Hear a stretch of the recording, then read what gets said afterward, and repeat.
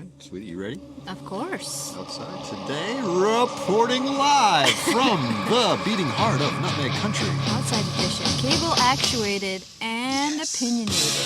This is Alt Bike Now. Alternative radio.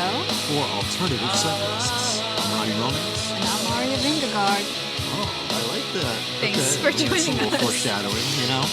So you saying after our Hot or Not last week, you've had some thoughts and now you're crushing hard on Jonas? I'm not crushing hard on Jonas. I'm crashing hard on Jonas. Oh, my goodness. You are sharp this morning. 2 cups of tea, baby. Folks, a little foreshadowing there. We've got a lot to talk about when it comes to Tour Goss this week. It's not foreshadowing. It isn't? That's a literary device, but because this has already happened. So. Well, foreshadowing in the context of this pod. Okay. Yeah. I'm not that dumb. I'm just blonde. Blonde's rights now. I'm naturally blonde, folks. Believe it or not. I think everyone believes you. You bring it up a lot. You pride yourself on being a natural blonde. We're among the rarest in the world. I thought it was the redheads. Well, no one's dyeing their hair red just for fun. Everyone wants to be blonde. All right, fair enough. Okay. That song about how you're always having fun out there. Yeah. And you are. I am having a good time. Folks, we... Headlines, hot goss. Yeah, headlines, hot goss. We're going to do a little tour stuff, our alt takes on the tour. People seem to like last week, so we say this every week. People seem to like it. But we're sticking with the TDF stuff, Tour de France stuff in the beginning of the show. Mm-hmm. And then we're going to move on to a new... There's something called unity as one stand together. UNITY. Oh, that's a great a little Queen Latifah reference there about the new a new Kona release. That's a expedition style bikepacking touring bike. We're going to talk. Which is an allegory of a warthog. What does allegory mean? Reference to a literary you thing are of the past, so literate. Or usually the Bible. Oh, interesting. English as a third language. You got to learn, honey. The only book I know of is the Book of Heavy Metal. The Book of Heavy Metal. Yes. Read it. And then don't need no report flashy back. house, kids, car, or ugly wife. The only things I want are what my parents don't. Oh. Need no widescreen TV. Nope. No, in all honesty, the only thing I want to be is in the Book of Heavy Metal. You are making your way. Yeah. So real life report backs. I had a storm of the century. Yeah. Arya got into a long. You did an eighth. Okay. Well, I mean, I think that's. We'll get into that later. We also have introduction to local pervert and. Favorite friend here right now, Alex, is in the building. Mm-hmm. So we're going to talk a little bit about a few of our local riders here, about their inception into the alt bike world and how that happened. I think it'll be nice to introduce our friends who we ride with regularly. And finally, really the namesake of the episode, we've got gatekeeping in alt cycling. Yeah. Okay, so we're going to talk a little bit about that, and I think you're going to want to stick around and listen. A little philosophical, a little spicy. Yeah, we're going to get into it. So, then we'll wrap up with contributors. Yeah, without further ado, let's start with the Tour de France racer. Tell me about Jonas. Well, folks. What happened? Folks, what happened is Jonas had, as if you've been following along with with ours, Jonas, who's been second in the Tour de France to Tadej Pogacar, or second to Tour de France to Tadej Pogacar the last 2 seasons, but has won the previous 2 years before that, and also just won the Giro earlier on in this year. Really was Tadej's only competitor, if you want to call him that. Well, he is. Yeah, I mean, he is. There's no one else. There are no competitors to Tadej, but he was the closest. It's Jonas. And he definitely had the respect of Tade. Jonas can be a very one-dimensional rider compared to Tade, but we a lot of us were rooting for him, at least in the back of our heads, if we weren't in the forefront, because he's the underdog. For sure. All the talking heads were kind of saying, he's in really good form. I wouldn't count him out. And then he goes down pretty hard.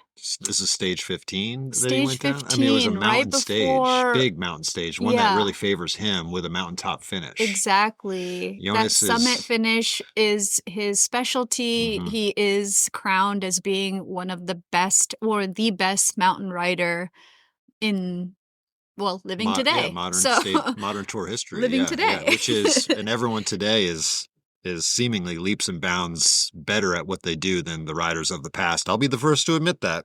Being a nostalgist myself, it's hard to say.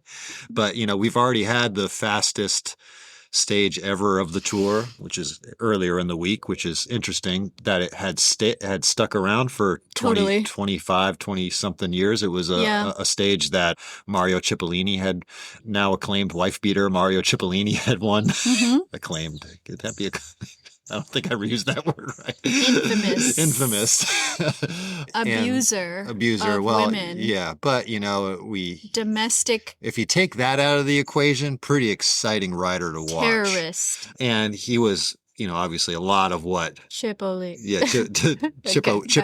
are important as far as the culture is concerned. Just juiced up and meaty, Anyway, that record stood for I don't know how long.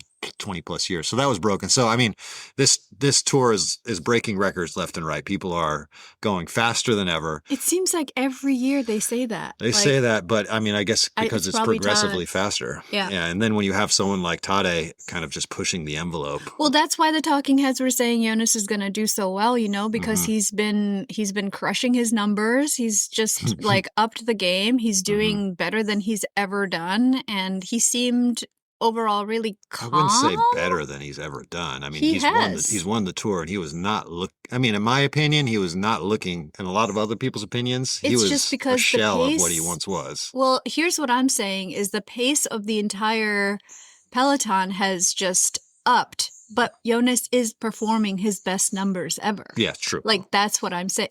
He was very happy because all of them say the best you can do is the best you mm-hmm. can do, and then everything else is up to G.O.D. You know what I'm saying? Well, let's run through a timeline here. Oh my God. Is P.O.D. a Christian band because it's G.O.D. and P.O.D.? All right. Side tangent. My bad.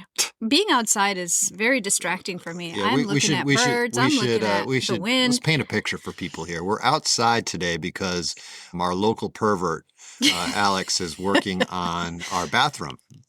So, we're outside today. That's why he's going to pop in and talk about bikes with us a little bit. So we're outside. It's a beautiful scene. We're looking at a bunch of wildflowers. It's a little bit overcast. It's breezy. Perfect. It's very comfortable. There's all these bees. Oh my God. I'm looking at an apricot tree with apricots actually growing on it. So there's a lot going on. Yeah. So, stimulation-wise for this ADHD child. I want to get us into the timeline. Back to France. Back to Jonas. I want to get in. Well, I wanted to work into that. Okay, my bad. I'm going on the timeline here. Okay. Yeah, I'm rabid. So we had a big mountain mix-up. Okay. Mm. Tade had stamped his authority on previous mountain stages, but we were all saying, we're not at the high mountains yet where Jonas really hits mm-hmm. it off. We're still finishing on, like flats or like slight descents where Tade dominates because he's such a powerful rider. Mm. So this was really going to be Jonas's chance to really show us what he's made of on stage 15. And even the team was gearing up for it. The team was gearing up for it. I mean, the team was working for Jonas this whole stage. You could tell that he was the plan. Planning yep. something. Mm-hmm. Jonas, even though he had been bruised and battered by Tade this whole tour, you could tell he still believed. Not that he didn't believe he was going to try his hardest. That's a really nice thing about Jonas. He's always going to try his hardest. He doesn't give up. Sometimes he mentally maybe becomes completely so battered that it looks like he's giving up, but he's a very relatable character, I think, in the arc of heroes, right? Yeah, he's a relatable a demigod. Right. Yeah, he's Maui. So the night before, both Jonas and Tade were checked by doping control. 2 a.m.? 2 a.m. for Jonas and 5 a.m. for Tade. Now, ordinarily, to give you some context, it's usually they respect the rider's sleep, because imagine you're doing these 130-mile stages with, 13,000 plus feet of elevation. Day in and day out, you're 15 stages in. So much you got to sleep. You got to sleep. So the sleep is so important. Like, these guys are like, the rest is so important, not only for your physical abilities, but for your mental acuity.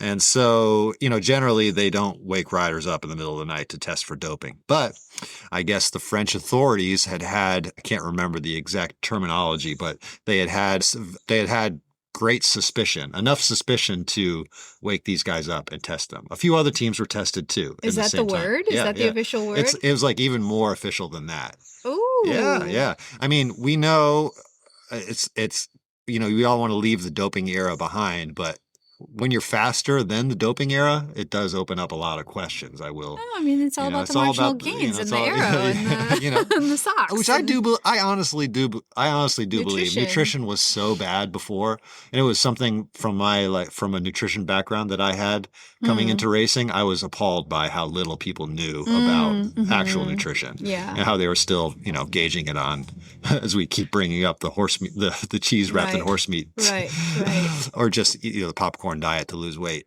So there was a lot of room for improvement, but there's always got to be suspicion when these guys are just pulling these superhuman efforts. Those numbers match exactly to like how much performance benefits you can see when you take this substance, and it's like 10% improvement, and then you see you've got 10% improvement. Right. That's a little sus. Yeah, but to knock on the door at 2 a.m. and Pourquoi? So Jonas has got to pee in a cup at 2. You got to produce some urine at 2 a.m. And so anyway, we'll put that in a little compartment, okay, for later. So the stage carries on. It was flat-ish, and then it ended with an above category mountain climb. It was a bit bumpy. There's a couple of pimples in there. So it's the Jonas's team, Visma Lisa bike is pushing at the front. Obviously, they're pulling all the other riders. Now remember, Jonas, whole team, there's like 4 of them. Yeah, Jonas is not in he's like the previous stages. His lead was being chipped away at in second place by Remco, Ayuso, Del Toro. Pidcock was throwing his weight Pidcock in there. had a huge breakaway stage where he put a bunch of time in on, and then he lost a bunch of time the next day. Yeah, Phil called him Tim Pidcock. His name is Tom. Yeah, Come on, Phil. Yeah, even I can get that one. I know. Come on, Phil. He's your countryman. Yeah, we'll talk. I think we'll probably have after this, we may have a whole podcast about how Phil will retire. And I held out for a long time, but yeah, he's pulling a Biden, all right. So, we're deep into the stage. Visma has been basically pulling, Visma has basically been pulling all of Jonas's competitors. And we're like, why are they doing that? Obviously, they believed in Jonas that day. Jonas was going to make a big move. Well, it was a big move that we never got to see, because right at the base of the final climb, this is a climb they had never done before on the tour. So there is some speculation that there was some paying off by the town mayor, whatever they call him in France, that they should have this stage go through his town. Even though it was a bunch of road traffic and not road traffic, road. There was a lot of road furniture. Because that's the word. Yeah, because there was a breakaway in the stage, and the person who was in that solo lead, remember that curve? He had to jump over some road furniture that was like the median divider or whatever. Remember? He had to bounce over that, and we were getting nervous, and it was just around there where. We should also say that this is the second day in the road that our Captain America Quinn Simmons, perhaps maybe could be alt cyclist Quinn Simmons. I mean, the last episode we talked about that, and we did have a bunch of messages saying that he is an alt cyclist. Okay. Well, we had one person who said who had a perspective that I was that's interesting. Leave this. Yeah, I've got no perspective, but I'm not gonna say. I mean, true to my whatever, regardless of his politics, he is one of the most exciting racers to watch because not only the previous day he was lighting it up out front, but this day too, if you remember. Yeah. Like huge effort. He's not a mountain climber, yet he made it very far up this climb. He did. If it wasn't for, it's impressive. if it wasn't for the big guns really putting in those moves, Mm-hmm. So, the boy's trying out there. He's trying. It's pretty incredible. He's getting he's the most aggressive rider, I think, 2 days in a row on that. His parents are there.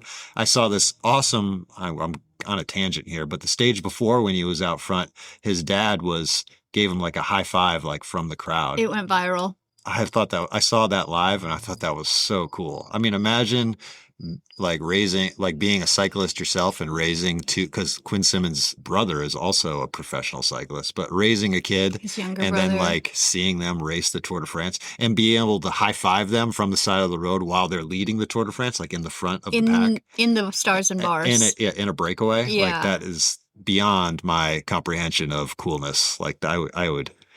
Hopefully one of our nephews. I wouldn't wish that. I wouldn't wish being a professional cyclist on anyone that I love. Nope. But anyway, so Jonas is coming down with his team, about to have his Phoenix moment. And Campenarts is leading it out. The motorcycle, the lead moto kind of takes a weird line through. Campenarts follows. There's like kind of like a pinch point. They kind of hesitate for a moment. And Jonas is in the back of the pack because his team is leading him. And there's an accordion effect where if the people in front put their brakes on and have to do a maneuver, it just kind of flows to the back. And as it turns out, you couldn't quite fully see it because there was a tree in the way, but Jonas, even with all the angles and stuff, it just looked like he lost the wheel and lost control of his bike momentarily, goes down and right into the curve of like right into a curb. Yeah, and he looked. It was immediately. It was like, real sad. Yeah, it was really sad. It took out Del Toro and a few others also, but they were able to get back on their bikes. But they got up and was riding. But Jonas, second place in the Tour, currently second in the GC. Jonas, almost like 4 minutes and change behind Todd. Right. Almost immediately we see him, wincing, like in pain, getting into the ambulance. And he looks up at the sky for a brief moment, like as he's wincing. And that was the moment where that like really hit me. Yeah. That you spend your entire year preparing for this race. 21 stage race, and you live in an island of elevation. You can't come away from everyone you love. You can't come down and like say hi because then you lose your elevation training. It's a monastic practice. You weigh all your food. Yeah. Not just you, but your whole team that's supporting you. So you have the weight of your team on the shoulders, the weight of the sponsors on your shoulders, your own expectations, and you're nothing. You're nothing more than just a 130-pound hero boy. Just, you become so fragile, and just to have cycling such a cruel sport, to have that this could happen to anybody. This could happen to Tade, but he has like this uncanny ability to not get injured from crashes or avoid them altogether. I say it's blood magic. Because you think his mom is a witch. Yeah. Old world witch. And I mean that in a really good way. I have respect for the dog Otts. Anyway. So after this, you want to talk about Remco. Remco goes, we'll move this along. Remco ends up, all of a sudden, Jonas is gone. It's like a free-for-all for second place. There was a lot of chatter, like because another UAE rider went down along with Isak. And when they got back up, they were riding up, kind of chatting with themselves. They've obviously reached Tade, and then they relay the news like, oh yeah, Jonas has gone down. And then over the team radio, everyone hears like, okay, Jonas is in the ambulance. He's not coming back. And so the game really turns on because this has always been a race for second place, right, with Todd being in the form he is. So then third place and fourth place, which is Remco and Isak, like they are all going to be trying now for second place. And I liked at the end, Remco really throws it in and he wins that stage with Tade right next to him. They finish at the same time. And it was obviously Tade could have taken that stage, I think. It was another but gift. out of respect for what had just happened to his friend, and he calls him his friend, because Jonas has always been extremely respectful of Tade when he's fallen. He'll like wait up and stuff. I really like the respect and the friendship that they have at that high level. So then Remco takes the stage, and we are very much looking forward to what happens next, because yesterday they had a rest day after that crash, and today is an individual time trial, which Remco does really well in. He is the rainbow jersey holder for the time trial. So he's the best time trialist out there. He's gonna step it up. None of us thought Remco was gonna be able to make it up these mountains. So that's a big. He did it, and yeah. He did it. You know, Florian Lipowitz, who was third in the Tour de France last year, I think we all expected him to really outshine Remco and put him in his place. Yeah. But it didn't happen. And we should also note that this stage was also supposed to be another gift to Del Toro. The reason why Tade didn't, aside from the sympathy for Jonas, Tade was leading Del Toro was pushing Del Toro. He kept on calling it Del Toro's mountain. And this is your mountain, Isaac. And so, but Del Toro just didn't have it at the end. Good captain. And, he crashed. And yeah, he had crashed. He didn't have it at the end, and in the end, Remco outsprinted him. And Tade didn't even, he says he contested for it. Tade could have won that stage, no problem. Mm-hmm. But yeah, so, big changes. So, we're speculating, just like what happened in the women's Euro, about when they kicked out Wiebes in the first stage. Lorena. That there was maybe some the Italian mafia was there. This is like maybe the doping thing in the middle of the night was like, wake them up. Paul Sexas has got to shine here. Yeah, because we haven't had a French winner yet. So I think they knew that Sexas wasn't going to beat Tade, but they wanted him to, do a little bit better. So maybe this like doping control in the middle of the night, just to wake up Jonas, was like an edge. That's the mob. The French mob Sexas showed up. into second place. Give us your urine. So speculations. Tune in. The tour is going to get. I think this next week of the tour in the high mountains is going to be awesome. Remco is in great form. Let's wrap it up here. We've talked about this enough, but it was really exciting and it's big news. So worth talking about. As far as leading up to the women's tour, someone to watch out for is Zoe Backstead, child of Magnus Backstead, and another person we love watching in cyclocross as well. Yeah. She's super strong, had injury and sickness last year, but she's come back really, really strong. She just won the overall GC for the Bellois Ladies Tour, which is like up in Belgium and the Netterish lands. That's really exciting because she is a teammate of Kasha's, and I would love to. Is this a tune-up for the? This is obviously a tune-up for the.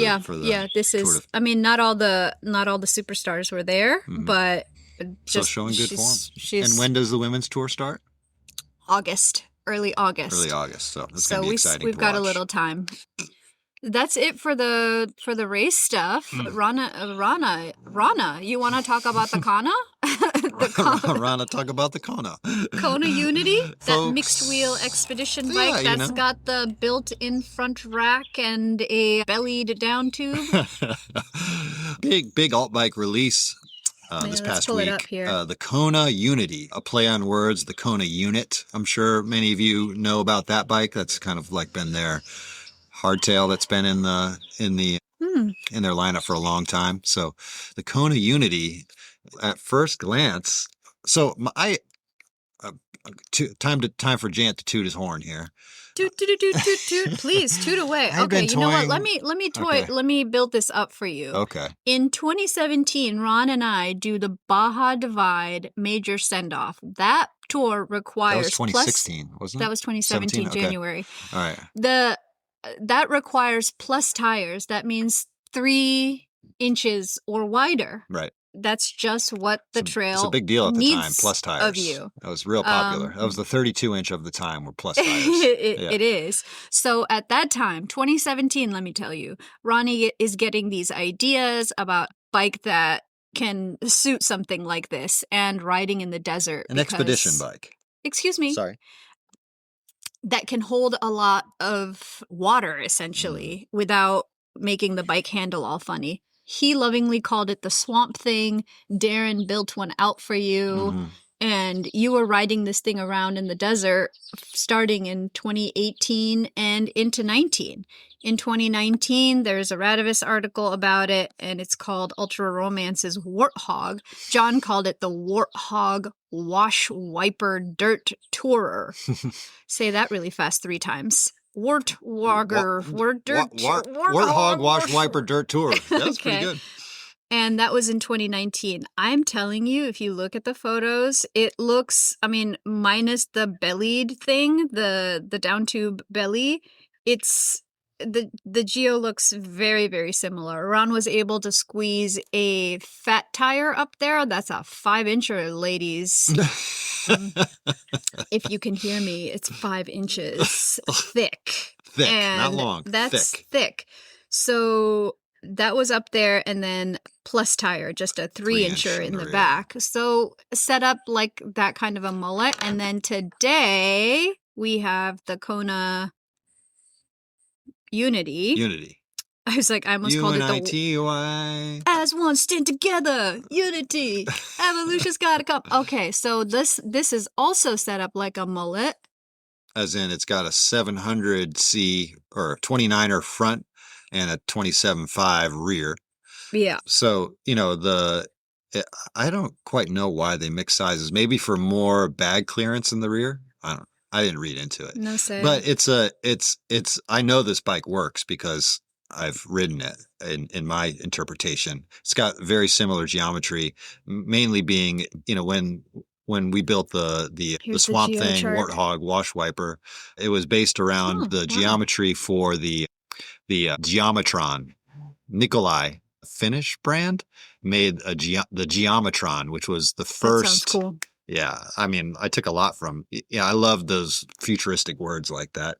So the Geometron was a full suspension, like aggressive downhill free ride enduro bike or whatever. And my friend Brendan was all about it in Durango. And he was like, we were really pushing the edge of what mountain bike geometry would be. So all the other big brands had pretty standard, like what the geometry had been since the early aughts, really not much changing. And so this big talk about progressive geometry in mountain biking was coming out. And I was fascinated by it because, as we've talked about, I don't know if I talked about it on this pod, but with my own bike design, I love how geometry can modernize a bike without making it look like what we associate with modern bikes. So, you could do it under the hood, just improvements under the hood.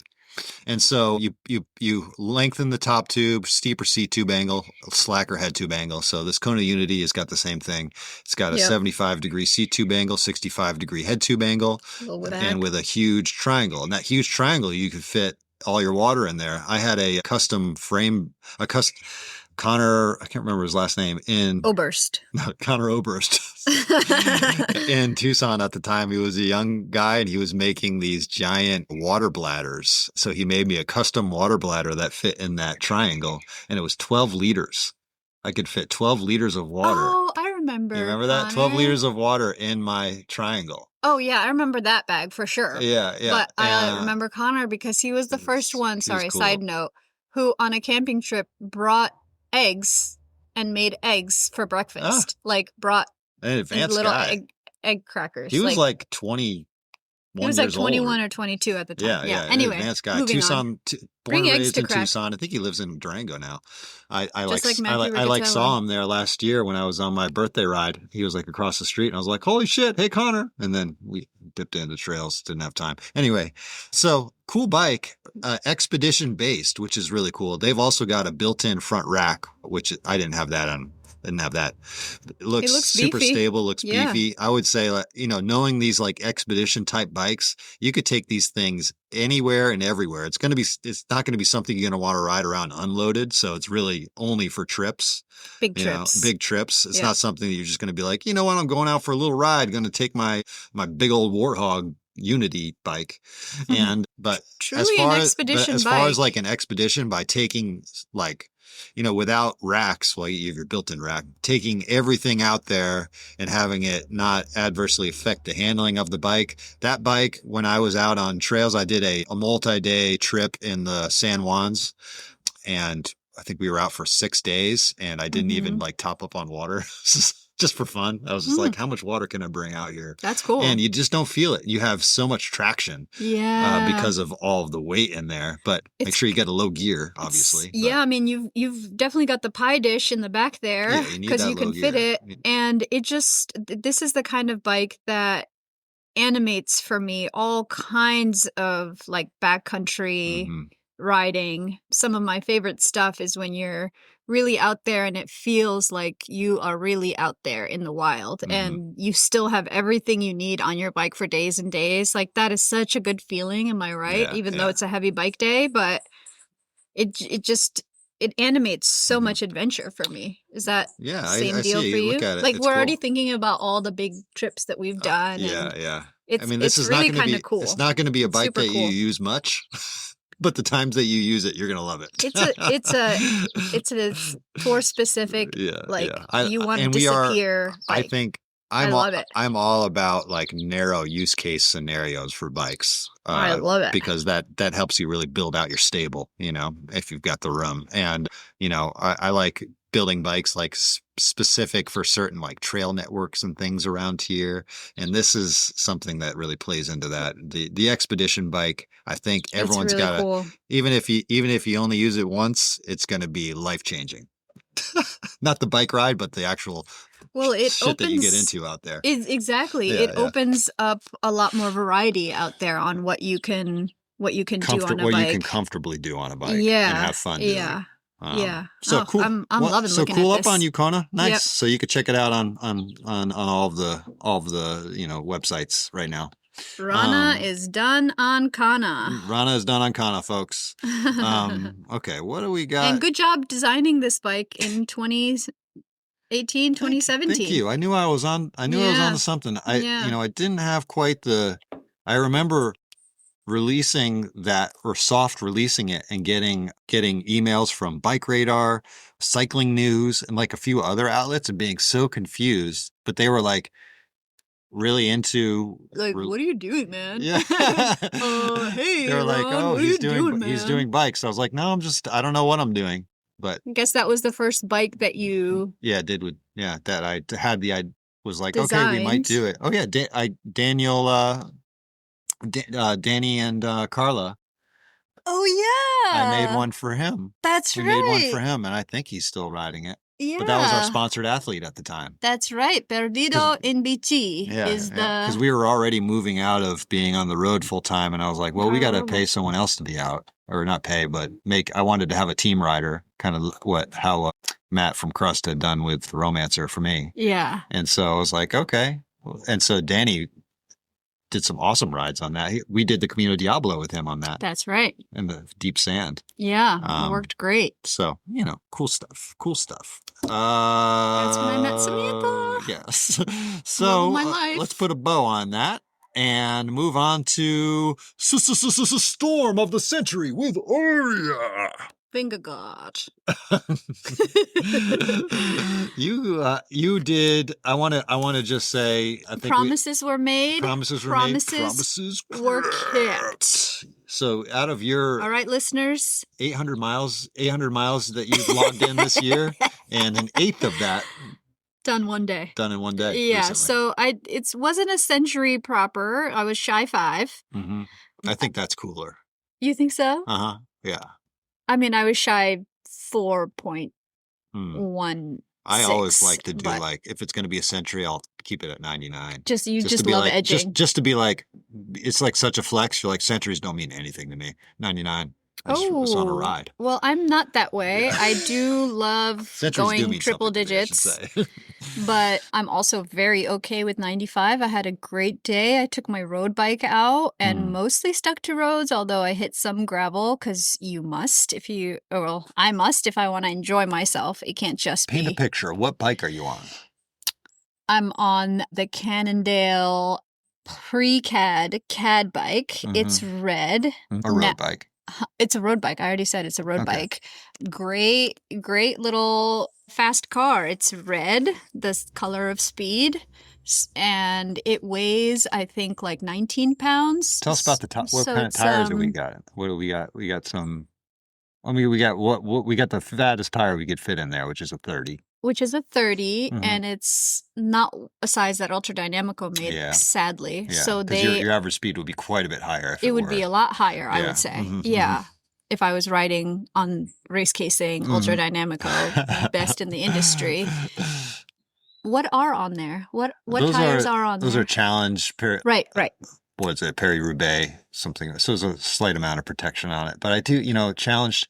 Those tires have lasted quite a bit. Yeah, but they're not vulcanized. So it's like kind of made it in the old style. So unfortunately, like the edges do kind of come unlaminated, unglued. But it's starting to happen. Yeah, for the Cannondale. But this is my fake team bike because everyone in Nutmeg Country team we're obsessed with red. Is obsessed with red, and they all have it's the fastest color. Darren ZR1s built up for them in the team colors. So I have a fake one. Which we will be pre-ordering and probably next week, folks. Oh, okay. Yep. CR1 by Ron's Bikes, Country Road, mid-reach road bike. You can fit 33s or 38s. Those are the two things that Ultra Dynamica offers. So, or if you want 30s, I won't say no. Yeah. I would love a 33. I mean, put me on the list. Yeah.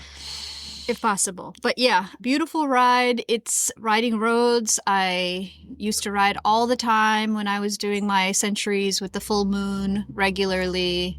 It was just a beautiful day out. It was like the first really nice day that we had pretty much all week because we had all of the smoke from the wildfires in Canada and up north in the Upper Peninsula there coming down and just wreaking havoc. Like it looked like the sky reeked. It smelled, but it also just made the sun look like the moon. My nephew was like, "Look at the moon in the middle of the day." I was like, "That's the sun, you dummy." God, learn. You're like 6 years old. 6. You should know. Oh, you should know that by now. Yeah, so yeah, and then there was all that rain on Saturday when we normally 6 do inches. Our big. We had 6 inches of rain. So it was like a storm, night. And I saw a lot of trees down on my ride. I love seeing what nature has wrought to these lands after a big storm day like that. So I just wanted to be on my bike all day. It was going to be like 70 and kind of peekaboo sun, and I just had a great solo day. I also needed that day to process through some stuff. On these centuries, there's always tears for fears.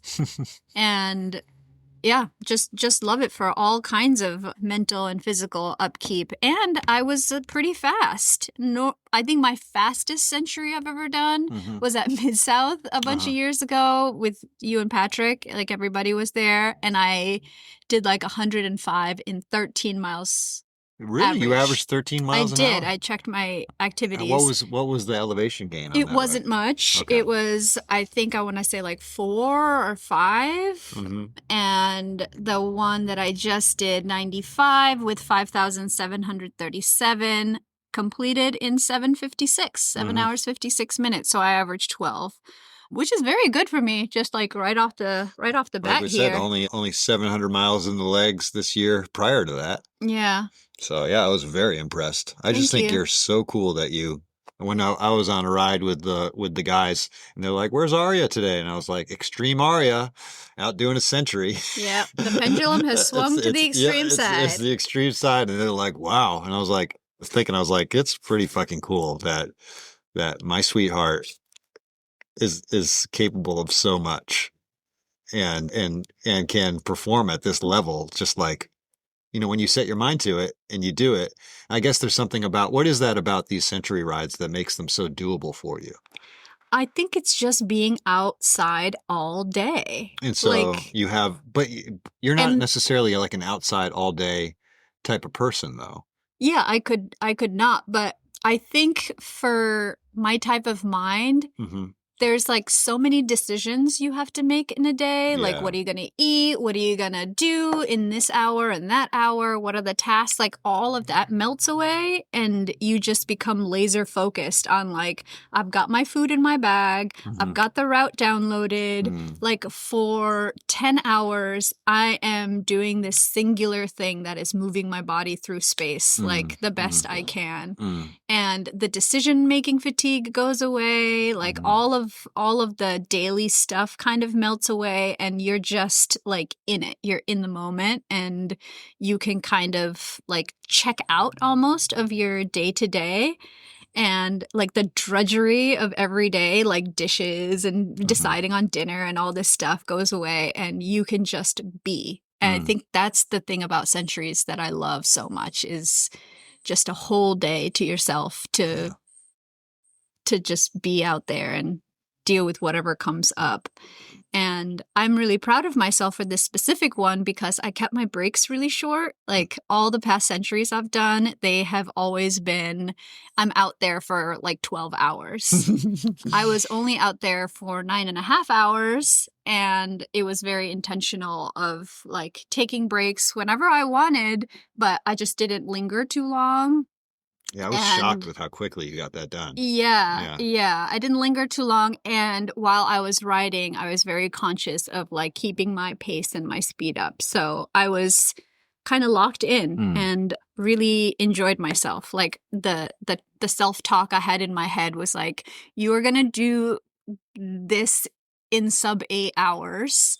And I know you can do it. Like, if you want to quit, you can quit later. Like, quitting comes very easily in my head. So I don't need to work on thinking that I could quit anytime, because that's always available to me. But what I was thinking was like, of course you can do this in sub 8. Like, you got it in your legs, and then I did. Yeah. So it was pretty cool. Yeah. Highly recommend it. Yeah, and I'm definitely going to bring back Full Moon Centuries because I need it. I think that's your aptitude. You know, these long rides are definitely your aptitude. Yeah, I feel really good on them. Now that you're getting speedier at them, you could even go longer. That's like the cool thing about, you know, doing a century, I feel like just about anyone who's listening to this, you could do a century. Like, you could do it. It's just a matter of doing it.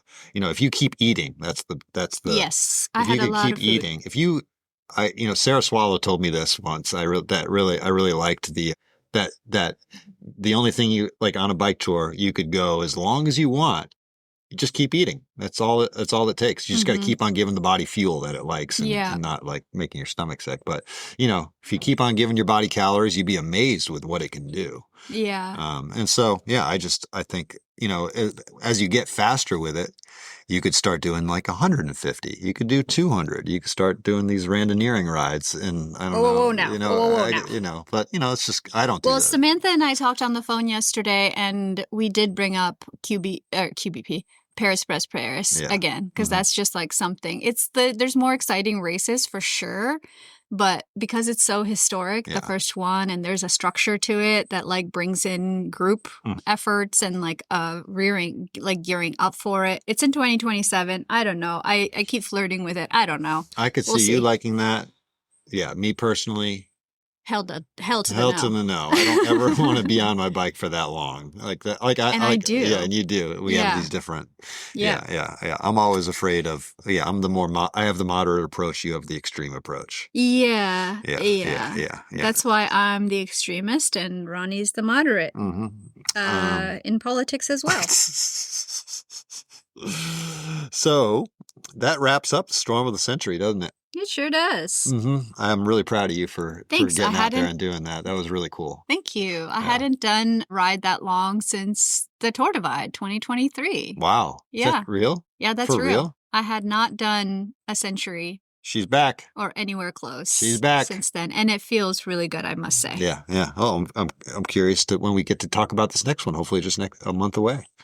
Oh, full moon is actually coming up. It's half full right now. I'm such a sicko right now for it because I like want to ride every day now. Yeah. Because you know how it's kind of addictive. Like I felt really good. I know. Yeah. Yesterday I went for like a 10-mile recovery ride, and I was just like singing and had a great time. Yeah, when I think I might do it every week. when the legs feel good. Yeah, the legs are, they're good. So yeah. All right. Well, should we bring out the local pervert? Or were we doing? Yeah, that's right. We have a local pervert to bring out. So I'm going to put this on a quick pause. I'm going to go upstairs and extract Alex from our bathroom. I don't know. You could call it a bathroom right now. There's nothing in there. Yeah, I don't know if you could call it a bathroom before folks. that either, though. I'll post photos. Yeah, before and after photos, folks. Like we were saying, we were basically just popping a squat in a hole in the floor. Not basically. It was a dark hole. Ask our friends. Yeah, we had an indoor. Maybe we should get MJ on the show. Yeah, Ron's mom to talk about horrified by our bathroom for years. She bit her tongue though. She's done a good job. All right, well, let's go find Alex. Let's get Alex, our savior. Oh boy, live, local, and late breaking. We've got. You want to do your full name? We've already said it. Yeah, you already said it. Go for it. Alexander Dyson, local pervert and roof salesman now. Yeah. And runner-up for Best in Show. Runner-up for Best in Show at the Nor'easter. Right? Yeah. And harbinger of the term bricked up here on this podcast. Yes. Thank you for that, Alex. Yeah, you're welcome. All the time. I'm happy to hear it getting used. Are you bricked up right now?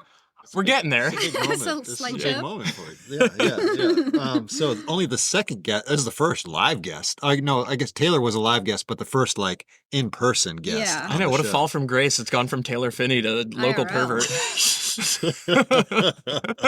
And I should say that we refer to you as the local pervert because of how the cold sweats that you were having at the Nor'easter last year while you were entering your CR1 team road bike into the competition for Best in Show. Mm-hmm. And afterwards, when you were faced with a Brian Chapman's the Bianchi that he had read. I remember. Yeah, I think about it every day. Every morning I wake up. Everything. It was your size and you did not get it, but you were coming at me. Your eyes were so glazed over. I remember the eyes. The eyes were, and I was like, I didn't. They were crazed. I'm going to say that was the moment when you really endeared yourself to me as local pervert. Because I was like, this guy has it harder than any of us. That was one of the best bikes on site that day. I mean, I was so impressed by how just completely pie-eyed you were about this bike, and asking everyone, should I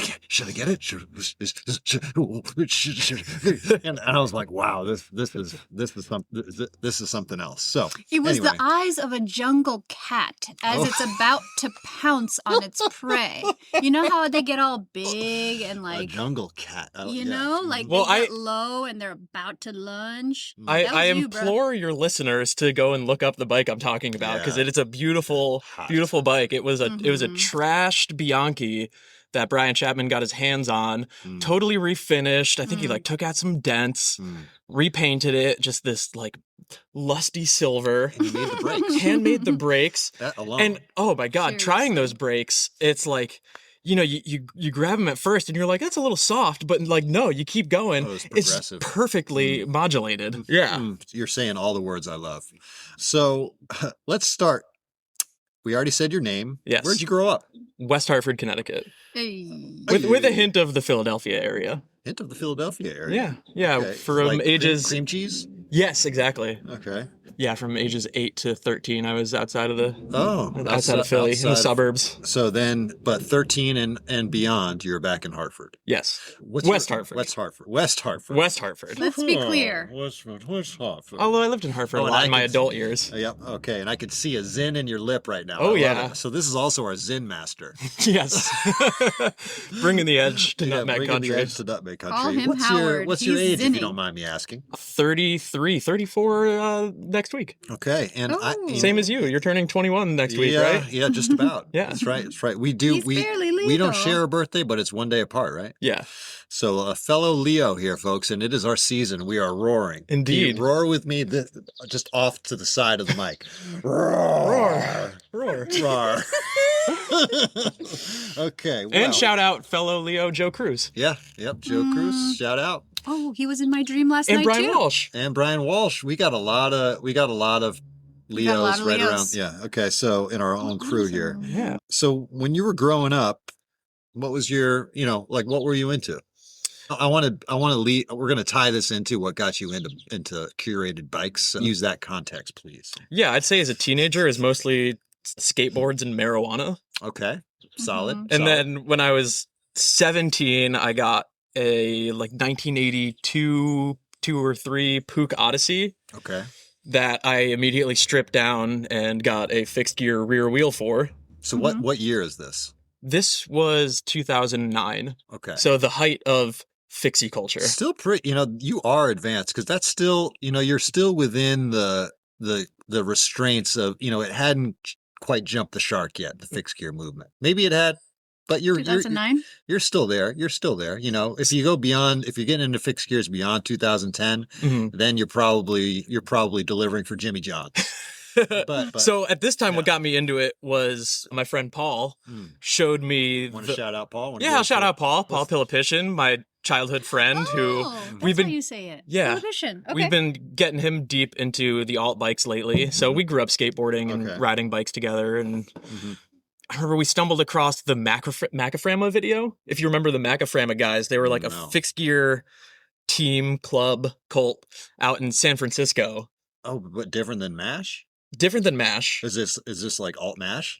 Post I'd say probably around the same genesis. I don't really know MASH's timeline. Yeah. But this was just like a club. Okay. And they put out just a cool long form video that was, it's just them like throwing big skids down these, San Francisco hills, and you get like early fixed gear freestyle, but they're doing it on like Bianchis with arrow spokes. Okay, and I could picture it. I'm throwing up a little bit in my mouth, but I could picture it. Oh, boy. Okay. Keep it down, Ron. Keep it down. So that got fixed gear on my radar, which made me want to build one up. And I wouldn't say I was a bike builder at that time, but you had an eye for curation. Yeah. So to speak. So leading into what you're into now, when did you start getting into more ATB subreddit style builds? Subreddit style builds? Yeah. We should preface this all by saying you're a big deal on Reddit. I'm a medium deal. Medium deal? Yeah, on like one subreddit on X-Biking. X-Biking? Yeah. Describe to us X-Biking Reddit. X-Biking, it's, it's basically take a vintage 26er, throw some bars with some rise on there, slap together a bunch of old components, some new components. I don't know. I feel like your like classic resto mod 26er aesthetic. Okay. All right. Bags, racks. Would you say that was your inception into the modern alt bike world? No, I think Sorry for the wind here. Hold on, let's let this breeze pass just in case it gets a little noisy. I think my modern inception was I kind of wanted to get into gravel, and I was following Tony Krupicka already just from his climbing and his trail running, which I was doing both of. And he was on the crust team with you. And so I was seeing his aesthetic of like the crust bikes with, like the deep profile, he'd have zips, envies, hunts, and just kind of that like resto mod aesthetic. Yes, that's right. I think that's really cool to have that connection, but you're also an ultra runner yourself. Yeah, formerly. A Leadville 100 finisher right here. Yeah, yes. You got the buckle. I got the buckle. I got the big buckle. You're so good about your accolades. Also a finisher of the Appalachian Trail. Oh yeah, correct. Southbound. 2020 southbound. Classic style. No, the classic style would be northbound. Okay. Well, I go against the grain. He goes against. But yeah, no, I mean like in purest continuous style. A purist. Yeah. That's what I wanted. He's pure. He's pure. He's pure. He's got a certain level of purity. Pure Connecticut boy. Yes. Pedigree. So what was your first? I should say, what was your first alt build? My first alt build? Well, my first build was that bomb track that I kind of just built up. Like, I don't know. It was big bike spec'd, and it was very capable. Yeah.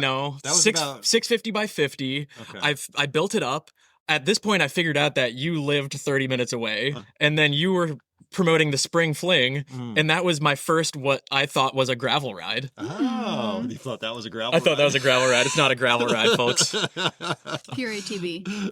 Pure ATV on a drop bar bike. Yeah.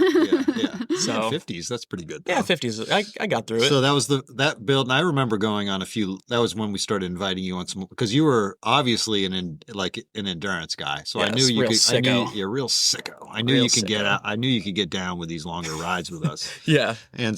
But you were on that bomb track. You had some pretty wide bars on it too. I had some cow chipper 50s. Yeah, they too were wide. They were Good a shape. little wide. Yeah. And honestly, when I was first seeing you come for rides, I thought you were a roadie. Oh, thank you. Oh, my bad. I meant that as an insult. I took it as a compliment. That's great. Well, he was performance. Not an he was insult. optimized. You know what I mean? He was optimized. He still Yeah, I is was with like, the Zen. whoa, You know, this- the, Yeah, oh yeah. This guy the is Zen man. packed. PEDs right there. Yeah. Yeah. So Okay, sorry, go So on. we did some pretty long rides together up near your way. Yes. But it really, for me, it wasn't really until you started to put together your team bike, your CR1 team bike, that I was like, where is this guy getting this stuff? So tell us about your descent into madness. Well, I'd say, okay, so my first alt bike, after the bomb track, I really wanted a 26er. Okay. So I started with somebody's already mostly built Antelope, Trek 830. Okay. And it was, like Nitto riser bars, Dior 1x10, those like Maxxis dirt jumper, with like the peanut butter sidewalls. Mm-hmm. And it was a good start. And then from there, just kind of slipped into madness. Mm-hmm. I remember I ordered ortho bars for that bike. Mm-hmm. And then at the same time, I stumbled across an M2 Stumpy on eBay. And I don't know if you remember, I texted you and was just like, hey man, like if I get both these things, I'm basically just recreating your M2. Is that cool? And you're like, haha, go for it. I love seeing those bikes recreated. I love seeing people's like personal takes on them. And because there's always something a little different. Just last week, there was a beautiful one that was ortho bar M2 Stumpy, same one I have. And the guy messaged me and was just like, hey, I just wanted to reach out. Like I saw yours on X Biking and this is like a total ripoff of yours and by proxy Ronnie's. That's cool. Yeah, So, I love that. Yeah, that was really cool. So tell us about your favorite bike right now.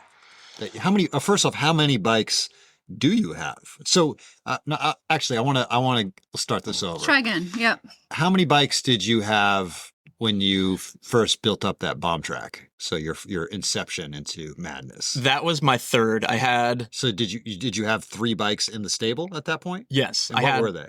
I had my Bianchi Pista Concept fixed gear. Okay. Pure like late 2000s aesthetic fixed gear. Okay. You were delivering Jimmy John's on that. I was delivering Jimmy John's on that, correct. And then I had a 1983 Puch Odyssey. Not the one I turned into a fixed gear because that got stolen in Boulder when I was a kid. It was just another one my dad got at a garage sale and was like, same bike, you want it? And I was like, $100, why not? Rode that thing probably twice. Okay. That's still in my dad's garage. And then the bomb track. Okay, so 3 bikes. Yep. Okay, how many years ago was that? 4. 4 years ago. Yes. Okay. Where are you going with this? Let's go 4 years later. Describe to us your stable right now. Do you want me to just go through them one by one? Yeah. Okay. Or in a descending, I want the best one last. The best one last. Yeah. Well, the best one is almost built, and we're waiting on that derailleur. And you could get into it a little. I think we'll build little up preview? to that. Yeah. Okay. What's your worst one right now? It's got to be rideable. You don't hate any of your kids, but I'd say I have a Klein built up as a single speed right now. Ooh, and that's Klein. It's beautiful, but we're just not in a good single speed area, as you've mentioned. Well, it's just you've either got the wrong gearing to get there, or you've got the wrong gearing for when you're there. Yeah. So it doesn't get ridden much. We like to ride in alt cycling. I think a hallmark of alt cycling is riding your bike to the trailhead. Absolutely. I think that's a big. That's a big deal. And also when you live in the third smallest state in the union, you have no excuse. Fair enough. So that's the Klein Rascal, right? 1991 Klein Rascal. Okay, all right. It's cool. It's cool. Yeah. What's your Instagram handle? At ALXDYSON. I would check that out. He's got a lot of cool builds on there. Pretty good photographer too. Hey, thanks. So okay, let's move on. What's next? Every day. All right, I'm ditching the worst to best premise because I love them all equally. Okay, all right. We've got the Bridgestone T700, 1987 Bridgestone T700. It's a hot bike. You just built that up. Yeah, so that's like early. I mean, Grant Peterson had been at Bridgestone for a couple of years, but you can tell that's like full Grant Peterson DNA. You know, like the early ATB or I guess ATB. You know, road bike. Yeah, because it was spec'd in 1987 with 28s. Yeah. So it's, he calls it a sport tourer. There's really nothing touring about it other than clearance. Mid-reach calipers, came spec'd with 28s, currently running Kava 33s. You got a photo of that on your Instagram? I do. Check that out. Check it out. Okay, that one's hot. What do we got next? Next, we've got the Stumpy, the M2 Stumpy. Okay. Ortho bars. Okay. The best bunny hopping bar. Yeah, out there. That's true, folks. You want some good bunny hoppers. The ortho bars are like picking up your groceries. It's just your bars are right next to you. It's true. Throw a dropper post on there, you'll get 10 feet high. And then we've got, what are the 26ers? Oh, I've got the MB1 I just finished up. Oh, yeah. That's a hot one. So 1991 Bridgestone MB1. Yeah, Darren didn't make the fork. He just put in some pilots on it. I got it with a period incorrect Judy. I swapped it out. I found the wrong paint color Ritchie Logic Unicrown fork. Yeah, Darren added the mid-blade mounts because I was like, I'm taking it to powder, jazz it up a little bit. Right. And got a pretty close powder match. That's a good bike. That's a good bike. So that one's dropper posted, 1x11 with the modern White Industries cranks. Okay. White Industries hubs. Nice. Fun rig. Yeah. Is that all the 26ers? No, and then I've got Trek 930, 1994. That's got an Edson steel segmented fork. That's the basket shredder. Okay. So now moving on to we've got the team bike. Okay. Are people still listening? Are you guys still listening? America and beyond. We love this. So America loves this. We've got the Ron's Bikes Larkin CR1 Team Color Edition. One of 8. The Armadillo. Yeah, one of 8 team bikes. So that's it's got a full Super Record 13. Super Record 12 rim brake mechanical. The last of the rim brake mechanical record groups. Probably the best rim brake mechanical group set that will ever be conceived. I will say I hopped on that the other day and I was like blown away by how like the shifting was very nice. The clicks are fantastic. Good haptics. Everything you love about Campy was denatured into that shifting experience. So that bike is hot as hell. You got pictures of that on your Instagram? Oh, yeah. Okay. Oh, yeah. All right. You're going to have to check out his Instagram for all of these. Yeah. And then we've got the Chisel. The upcoming. So tell us what you've done with this. So I bought the 2025 Chisel Full Sus off of a buddy. This is aluminum full suspension cross-country bike by Specialized. Yeah, so 130 mil fork, 110 mil shock in the rear. So XC plus light down country, good for New England. And with the way that we talk on this podcast, with mountain biking being the lowest rung of cycling culture, many would hear you talking about this bike and just be like, God, another one, but what have you done to this? How have you made this your own? I had a graphic designer make some decals to look like the Specialized branding and the Fox fork is that of the Fat Chances. I had it powder coated, the like Fat Chance lavender, and I designed the whole thing. It's basically supposed to look like a 1991 Team Fat Chance Yo Eddie I was referencing John Watson's personal one a lot. Yeah. So thank you, John Watson, for the excellent reference photos. So yeah, I put a 130 mil Fox Factory fork on there, 34. Kashima dropper to match. Carbon NV bars. Okay. It's let's hear about the purple anno that we got on here. For purple anno, we've got White Industries hubs. We've got purple Garbaruck to match. We've got a purple Madrone derailleur coming any day now. This bike is going to be fire. It's folks. Not up on the Instagram yet, but I'm thinking I want to take photos of this bike when it comes out because I probably this week. Yeah. Okay. So we'll keep you updated on that. I might maybe even send it into the Radvis, see if John wants to put it up. Yeah, that would be most excellent. So okay, I'm sure these are all going on your because you're a Reddit superstar. I wouldn't go that far, but yeah, I'll usually post them. I'll post Reddit. Yeah. That's folks. Ultra romance is the ultra romance of Reddit. He's not even on Reddit. He's the king of X biking, and he doesn't have an account. That's why we keep him around here, folks. Whoa. All right. Leos love to compliment, and you. Yeah, Leos, we're just like licking each other's fur right now. Oh yeah. All right, now we want it. What everyone's thinking right now. Okay, I'm going to say it. Are you single? How can you deal with such a sick addiction of being such a depraved pervert and keep a relationship at the same time? Because I have a girlfriend who is a special needs teacher and has a lot of patience for folks with ADHD. That's the ticket. That's the ticket. Yeah. I didn't realize she was a special needs teacher. Yeah. That makes a lot of sense. Yep. Wow. Okay. An epiphany here. So, folks, if you're this much of a pervert, you better go find someone who has the patience of a saint. Yes. And is able to, appreciate the eccentricities of the brain. Yes. Lots of patience is required. Wow. Okay. So she's all about the local pervert. Yes. Okay. All right. Yes. Yeah. Yes, she is. Well, I think Shout that out, pretty Sarah. much. I hope that a continuation of this series. I would like to have Sarah on just to ask her. Yeah, that would be fun. Yeah, just to say oh yeah, what do you think of all this? Because this is a I think a lot of us are wondering how you balance cycling and relationships. And not only cycling, but the cycling when it becomes a lifestyle. Oh, well, you throw out your receipts before she gets home. Okay, so we're already. But she would look at the receipts and be like, "Not another bike, Alex." No, it's more. There was one time I had an invoice from. I ordered a Rivendell Marks rack off a crust. And she's like, that thing was $160? I would have guessed it was $40.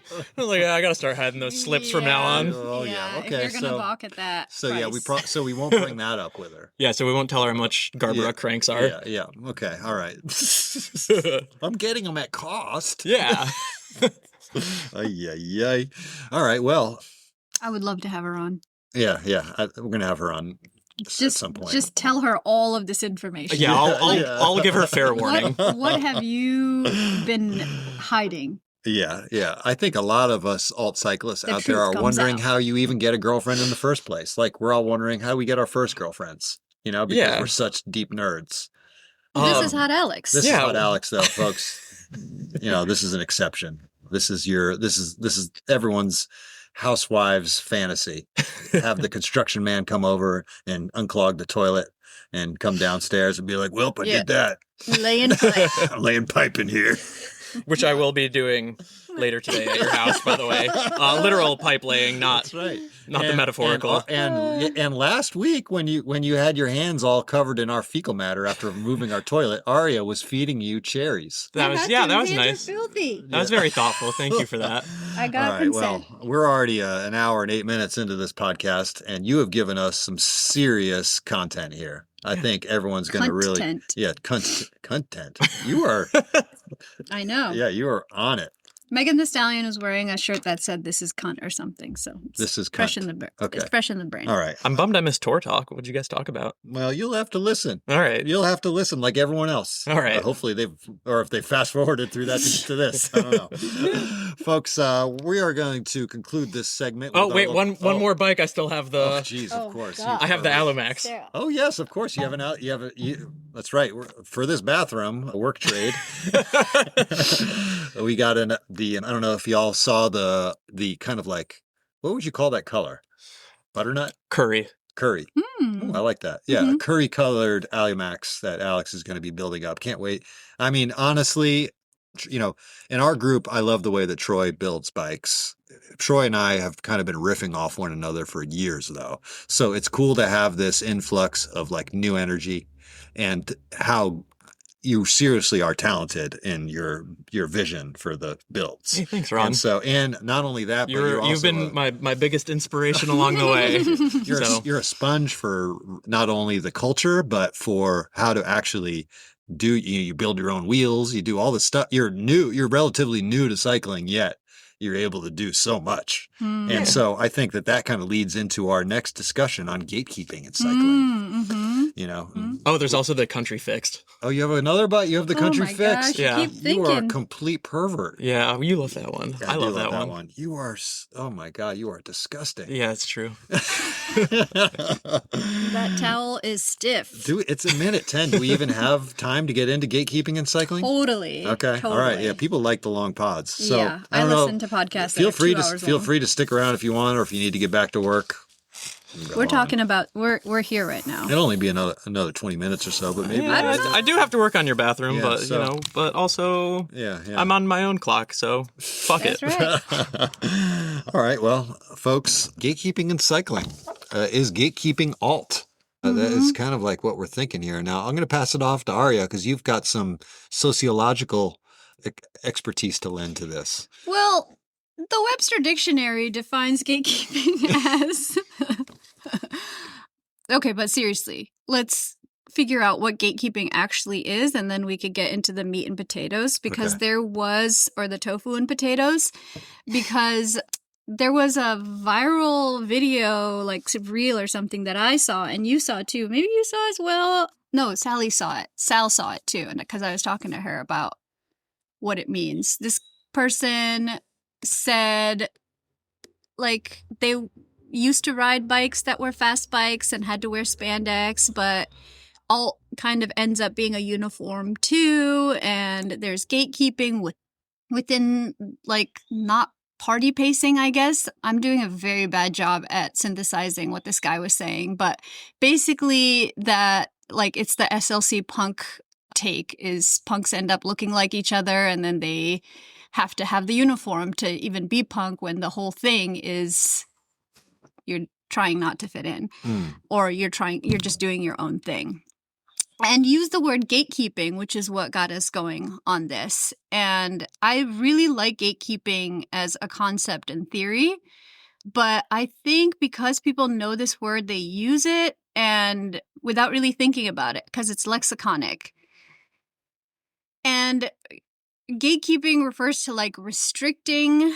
This is the definition, right? It's controlling access, withholding information, limiting participation in an exclusive community. It could include policing, which is like enforcing strict unwritten rules, excluding, keeping individuals out of a group hobby or status by unilaterally imposing criteria, and last aspect is hoarding, which is like keeping secrets or valuable resources, like store locations or media to oneself to maintain their exclusivity. And by these definitions, what do you guys think? Yeah, I don't know how it is in cities. You know, because I feel like we're a bit apart because we live out in the country. But as I've noted on this podcast before, we see another cyclist, especially if they're our age, in this area. It doesn't matter what they're on. We're chasing them down and inviting them to our rides. And if they can stand a group chat, an overactive group chat, then they'll, which is mainly, halfway focused on pizza, then they may be able to, meet up with one of our rides. But I don't think that we gatekeep at all. But at the same time, I'm not opposed to gatekeeping, because I look at it as more as gatekeeping as culture building. Whereas, there are ways that you can, using Alex as an example here, 4 years into his curated alt biking experience, and he's firmly in. I feel like to master something, it's got to be at least 10 years. I can't imagine how you're going to be in 10 years. Hopefully you're still here. I'm not saying still here. I'm saying in bikes. Yes. Yeah. No, I got that. Thank you. I'm not saying that. Both, but it's a matter of, like, the type of, respect that you give the culture that's been built. And you can't give respect to a culture without knowing anything about it. And, in the years before social media, it was you had to really search for this stuff.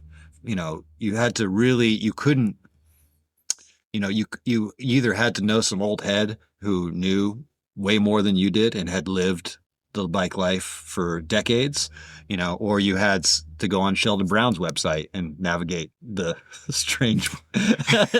strangeness there, and so it's like, I think some older riders of my generation get a chip on their shoulder being like, well, who's this, and like, I will admit, I was like, in my head, I was like, I gave you some runway, but it wasn't like it was, I kept it in my head. I was like, who is this? Like, what are they trying to accomplish here? And like, you could take a look at, because I love to look at people's bikes and saddle sniff. Mm-hmm. It's judgmental, but it's separate. It's not gatekeeping. Mm-hmm. It's like, I wasn't going to be like, hey, you can't come here.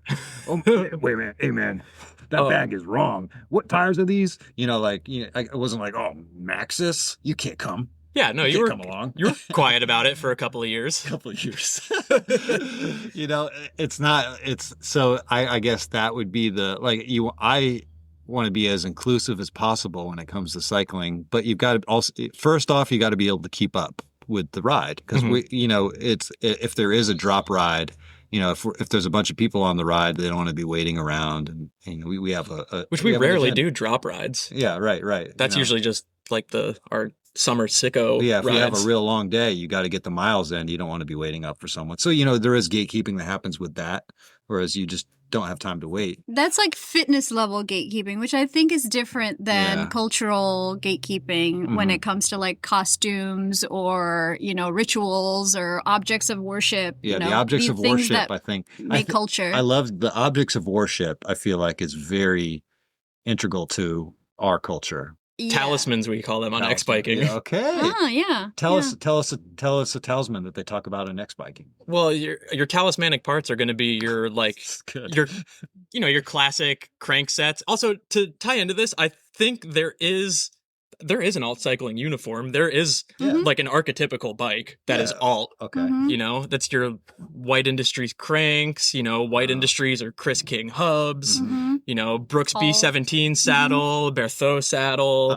or, just leather saddle in general. And there are ways to Nitto bars. There are ways to do like deep searches and mm-hmm. find something that's a little bit different. But I find these talismanic components. Yeah. I find them to be conversation starters. I feel like they make they enrich the experience, they enrich the social experience of the ride or meetup or whatever. Because for me, I can only socialize generally about bikes. When you and me ride, all we talk about are bikes. We just talk about bike parts. I've been like that since I was a teenager, And so it's for me, in order to start a conversation, there's got to be something like that to start with. And I'll be like, oh, so where'd you find those cranks? Or like, did you get those off eBay or in a parts bin? Or, you just like silly. And then that starts a whole conversation. Then before you know it, you're doing our bathroom and you're a guest on the podcast.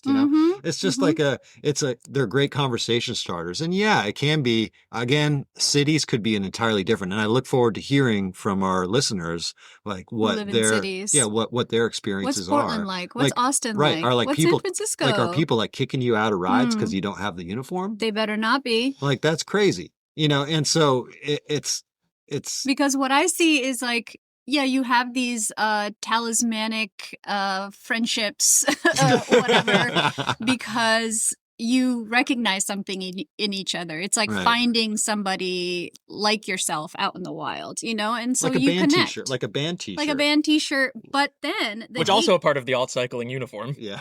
It is, but that's a good one that you bring up, the band T-shirt, because... When there's someone else wearing a band T-shirt, you're like, oh, I bet you don't even like name 3 records. Name 3 songs.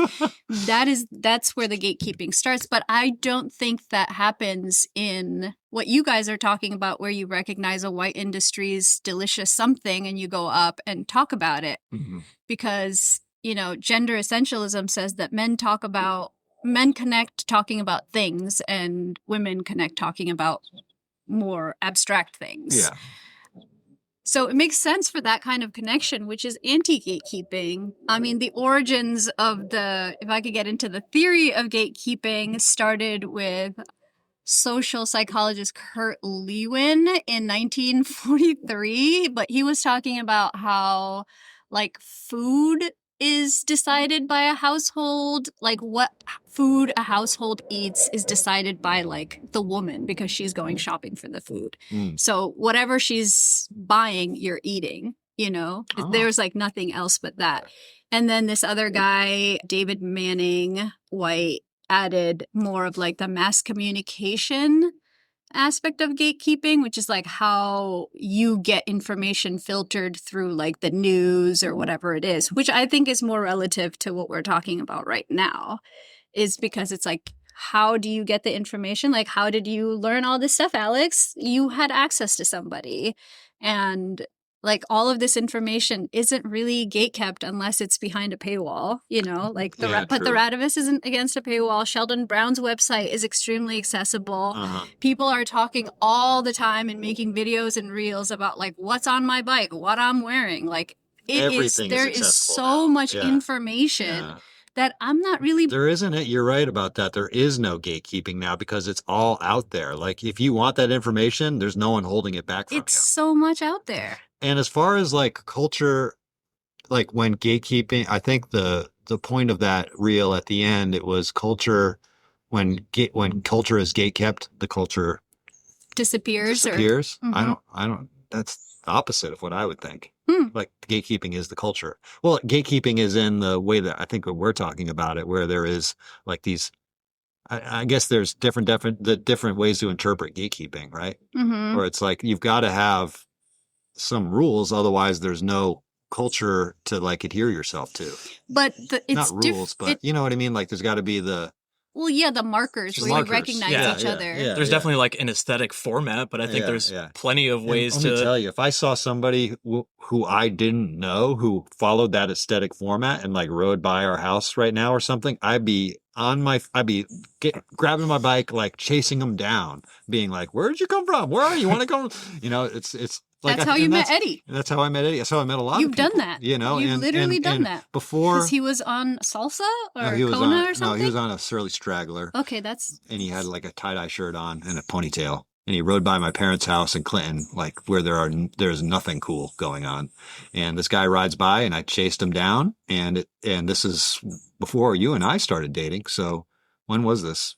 Almost 20 years, 2012 or something. And it burgeoned into a beautiful relationship. And now Eddie's a good friend and a mainstay of our group here, And so same thing with Troy. I noticed Troy's bike outside of Foodworks where he was working, also probably more around 2010, and he had cloth bar tape on this bike. And I was like, and that was enough for me to be like, ask him about his bar tape. Where'd you get that? Is that New Bombs or Trestle Star? And then that's how we met. Because without Troy, we wouldn't have met. So you go on and on. I just implore everybody to, instead of thinking like you're going to be like all hard ass about this and be like, he doesn't have white industry cranks, can't come on this ride. Like be like a puppy dog. You see somebody with a cool bike, start sniffing. And that's how you make friends in alt cycling, I feel. Regardless of fitness level. Yeah, regardless of any of that. It's itself. It's just an easy way for male people, what do you call us? Dudes. To form relationships. And we know that's a crisis right now. We need it. And these talismanic items, componentry on our bicycles, that's our way of doing it. And it gets us it's something that is fitness related also. It's like a healthy lifestyle stuff. And I just think like getting into this it makes cycling your lifestyle. It makes you think about bikes, makes you want to ride bikes. It's my experience. Is that yours? Yeah, totally. Yeah. And one of my thoughts is if like the gatekeeping is just in regards to like barrier for entry, because obviously no one's putting, or not everyone's going to put like $450 White Industries cranks on their 30-year-old mountain bike. It's that it doesn't have to be that. Like the archetype goes beyond that price point. It's just a culture for like valuing the aesthetics of your bicycle, and no one is preventing people from that. If anything, you know, my phone's blowing up all day with people just asking how they can build 26ers, and I show my buddies like the cheap parts that they can have a beautiful looking bike and just come thrash in the woods. And it's such a good way to accomplish all that, you know? Yeah, and of course you could come out thrashing in the woods on like a Huffy. Who cares? Yeah, totally. Like that'd be sick. That'd be sick. We're not going to be like, you can't come. Yeah, I'd fucking love to see that. Kristen rode some ATV with us, remember, from Fire in the Kitchen? She had a basket bike, really skinny tires, and did some gnarly, rocky descents on that thing. Because she didn't know anything else. It was just and she was whooping the whole time. Like, oh, this is the way it is. Okay. Yeah. You know, that's good. But a good point that it might be different in cities, because I feel like in cities there's more like crews, more like, and that's also kind of the fun play of like being social creatures. We've always done this. You did sharks versus jets, you know, it's just a thing that you do. And or you could be like, my arrowhead is made out of obsidian. Mine is made out of a superior. You know, so it's always something. Yeah. I wanted to brief. I'm sorry. Did you have? Yeah, it does make sense that like there is that social psychologist came up with this idea of gatekeeping, because I think it is very social and it is very psychological, and it's based, I think, on the sensitivities and attitudes generations might have towards like rejection or social anxiety that really makes the gates seem much bigger than they are. I mean, this isn't, you know, the gates of Mordor. This is more like the white picket fence that you have to hop over. And now the gatekeepers of cycling traditionally have always been bike shops. Oh, yeah, that's a good one. Yeah, go ahead. So I've had it bad for bikes since 1993. You have it bad, like as an usher? Bricked up. You got it bad when you're on the phone. Okay. I've had it so bad. Yeah. And hang up, call right back. It's been my singular focus since then. The curated bike build. And I've worked at a shop. Started working at a shop shortly thereafter, and worked at a shop until 2001. And I know a lot about bikes. Working at a shop, racing bikes, building bikes, fixing flats for 40 hours a week sometimes as a rite of passage into this bike shop. Exactly. And still I have a flush of anxiety before entering any bike shop. To this day, when the Ultra Romance Instagram started taking off, 14, 15 years ago now, I guess, I was like, man, if anything, this is a way for me to go into bike shops and not be scared out of my mind, because these guys seem to know me. And I could walk in now and they're like, hey, look who it is. Instead of being like, who the fuck is this guy? And what bullshit is he bringing in here? What bullshit is he bringing in here? You know, and so but, you know, even so, I just don't, you know, entering that cage of judgment, which is the front door of a bike shop, has always, because you feel it, you know, the mechanic, I hope I know that this is not the norm. I don't know. Could be the norm still, but there are exceptions. But the classic bike shop, you walk in and there's a grumpy mechanic and a salesman who doesn't want you there. That's the archetype. You know, and the salesman who doesn't want you there. Maybe they look up, you know, you have a question to ask the mechanic, and you want to make sure you got everything right in your head. You know, like, is this a 68 or 73 millimeter shell? I got to get. It was that. What tube am I even looking for? How wide of a tube do I need? And he's just like, buy a tarmac and get the fuck out. Precisely. It's just it's a cliche in the bike world. To me, a rite of passage. A rite of passage. To be shamed out of a bike shop. Yeah, I've been shamed out of so many bike shops. And for me, I thought that it was like a gendered experience, and because I've been made to feel like a complete fool under like many times in bike shops, and because I am a fool, like so. That's fine. You'll be delighted to hear bike shops are equal opportunity discriminators. That's what I've learned, is that if you consider yourself a cyclist, you are petrified of bike shops. And that's just the rite of passage. Like, there are these cultural markers that we have, objects of worship, talismans that we hold on to for strength, little groups, and like the costumes we wear, the ritual, 100-mile rides that you do, whatever it is, there are these little things, and this rite of passage you have to go through, and it's a burden you carry. I started an entire movement for women, trans, femme, non-binary riders because I thought that it was a gendered thing. I'm like, these fucking dudes talking down to us.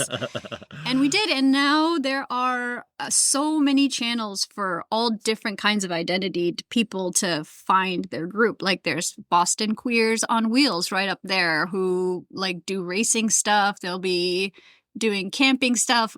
And that's all an exclusive group. And is that a gatekeeping thing when you're just saying we don't want any cis males in this group because it feels a little safer, a little more, a little judgment free, more supportive, maybe not as, dropped rides are not a thing. But I think these things just need to be communicated. Like, what kind of a ride is this? Yeah. If you know that information, then it's not gatekeeping, right? It's the hoarding of the resources that is the evil part of gatekeeping. Like, you're not sharing, you're being exclusive, you're not welcome. Like, if you're doing that, that's fucked up. Don't do that. Yeah, or maybe there's even room for that in your small, maybe that's the way you want to keep your group, super small, and you don't want a bunch of people riding with you. It's kind of true, because when you're out there, you really need to be able to count on your friends, because shit could go wrong. Yeah. As we have experienced. I think bottom line here to wrap this this odyssey is, it's, you could have these, there's hot takes. Everyone's got hot takes. There's always ways for us to improve our communities, our bicycle communities. Hi, Amala. Yeah.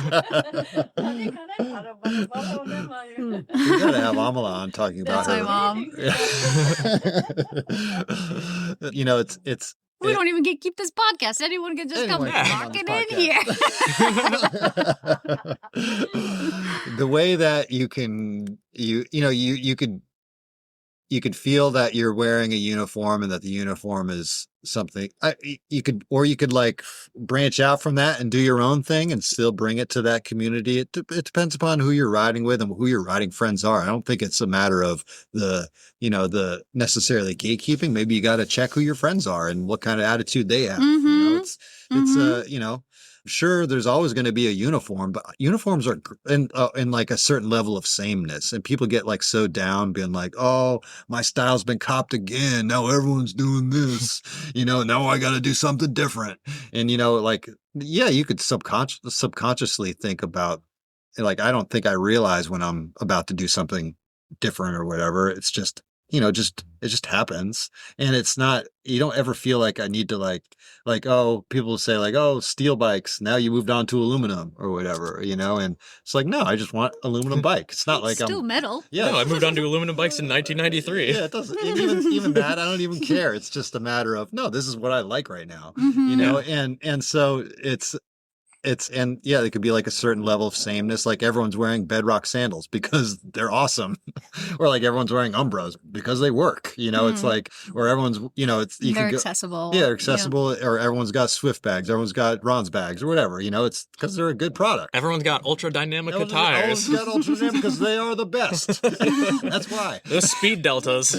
Yeah. It's love the micro diamonds. If you're actively trying to be different, then I think you got to kind of reassess your what you're going after in life, because the changes that you do make to your style, switching from steel to aluminum and maybe flirting with carbon sometimes too, all of that is just coming from play. Yeah, and it's not industry manufactured desire. It's coming from It's coming organically. Yeah, and I think alt bike is very playful, and it needs to remain that. You know, we're not like any shade that we throw is not serious. We know that we're we a group are of not nerds. Serious people. We are a bunch of nerds. We're perverts. We're freaks. Yeah.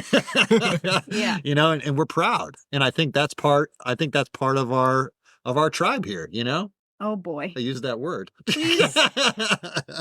Well, yeah, whether we're a part of those clans or not,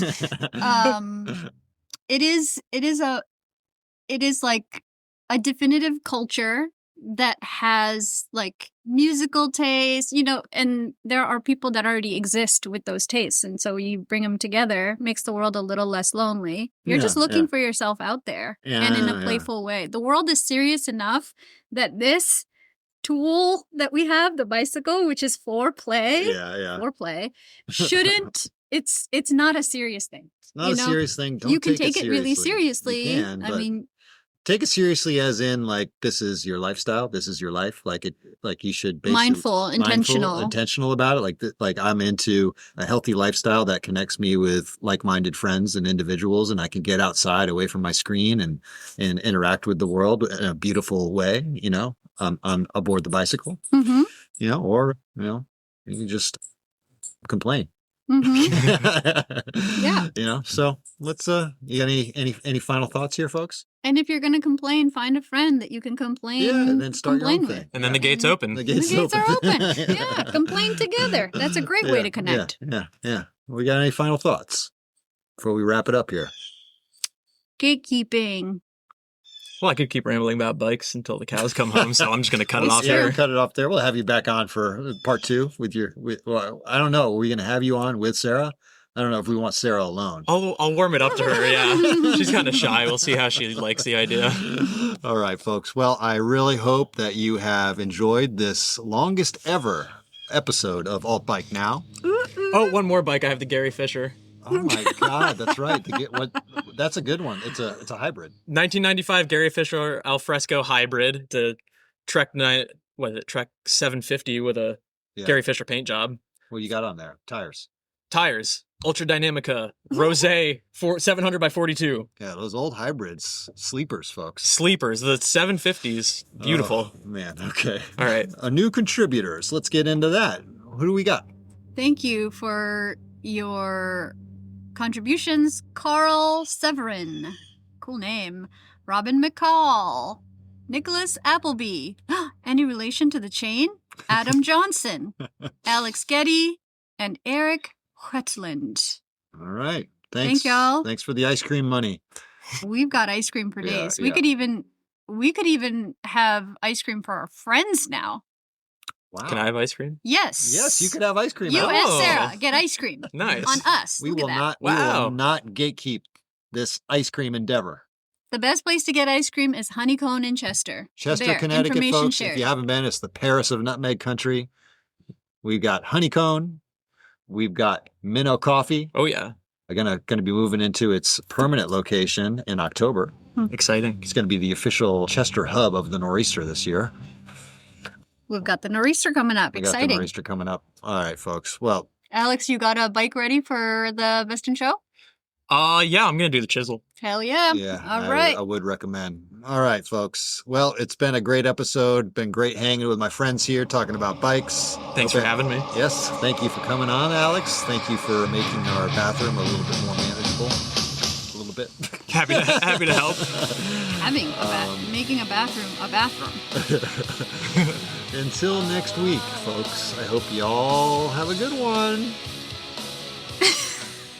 Bye.